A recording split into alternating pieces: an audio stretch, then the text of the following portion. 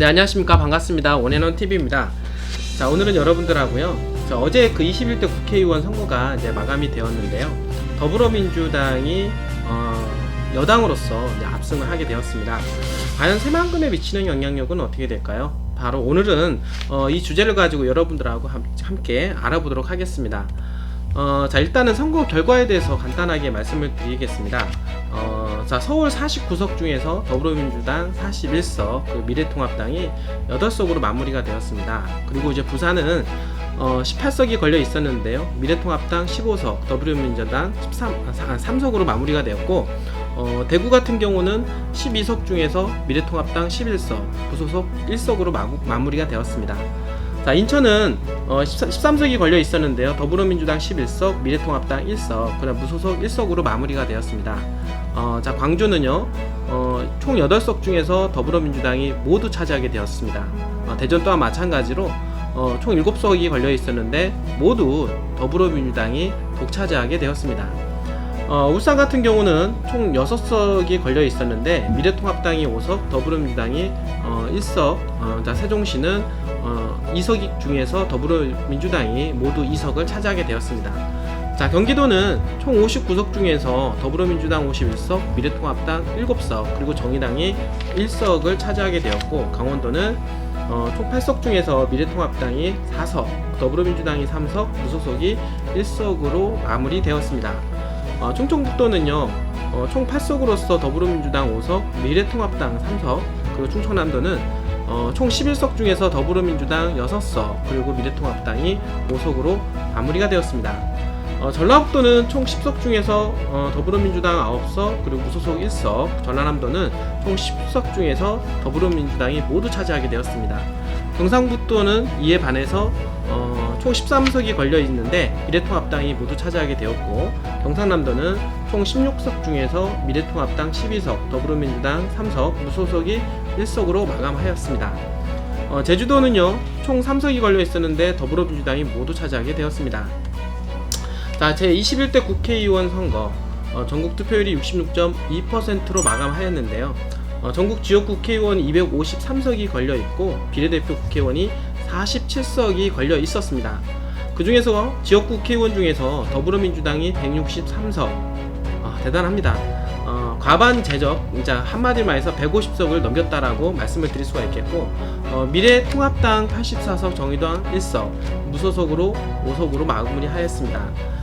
비례대표 국회의원 47석 중에서 미래한국당은 19석, 더불어시민당 17석, 정의당 5석, 국회의원 국민의당 3석, 열린민주당 3석으로 마무리가 되었다라고 볼 수가 있겠습니다.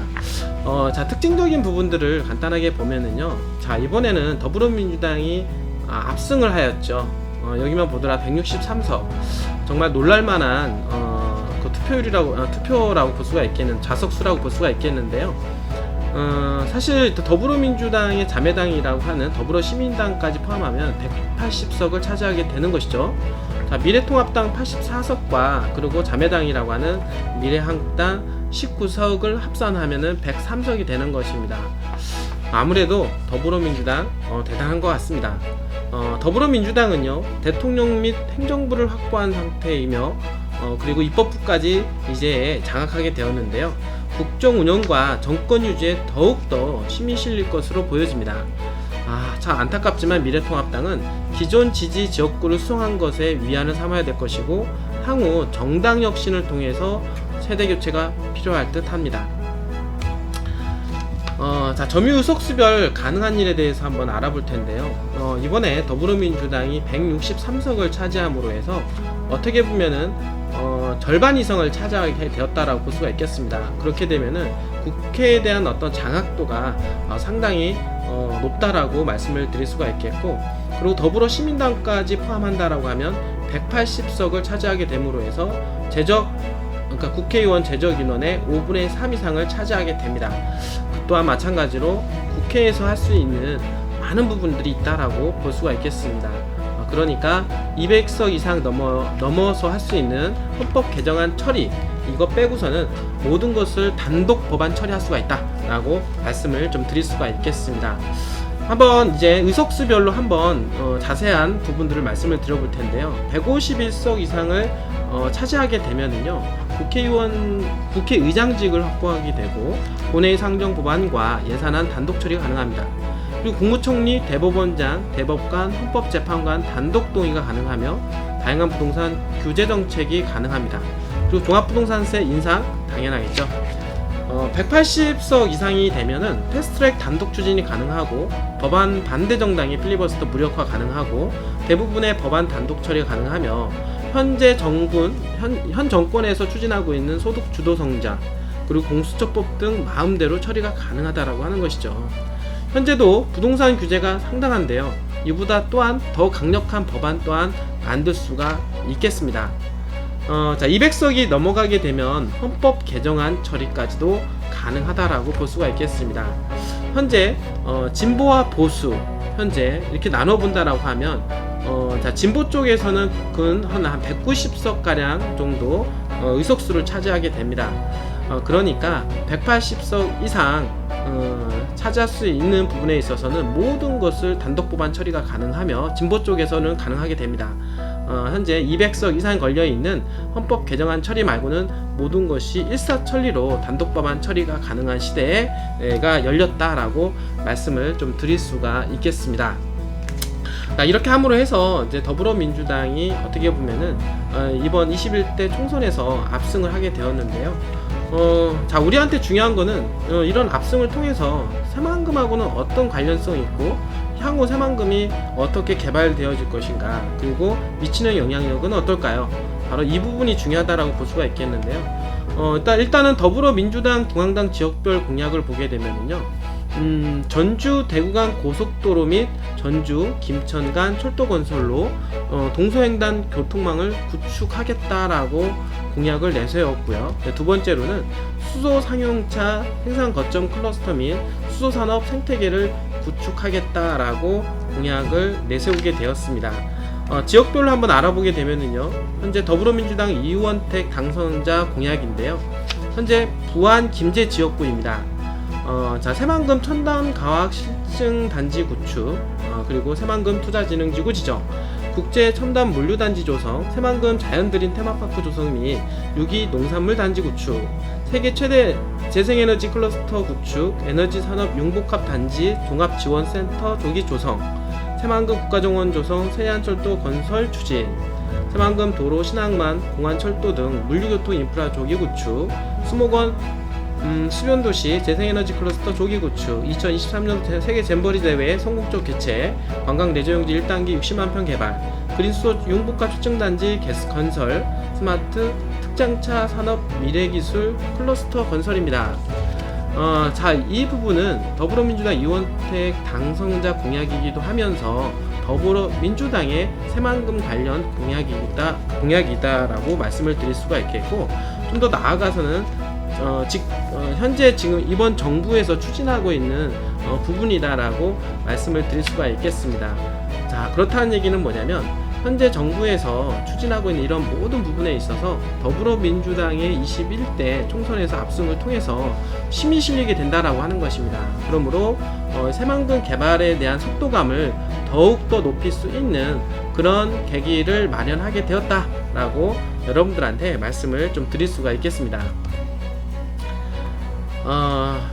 이러므로 해서 일단 중요한 거는 이제는 새만금 관련해서 그 주변에 미치는 지가 상승 요인, 그리고 지가 상승 부분이 어떻게 발생할 것인가 라고 하는 이 부분들 상당히 궁금하리라고 생각이 되는데요.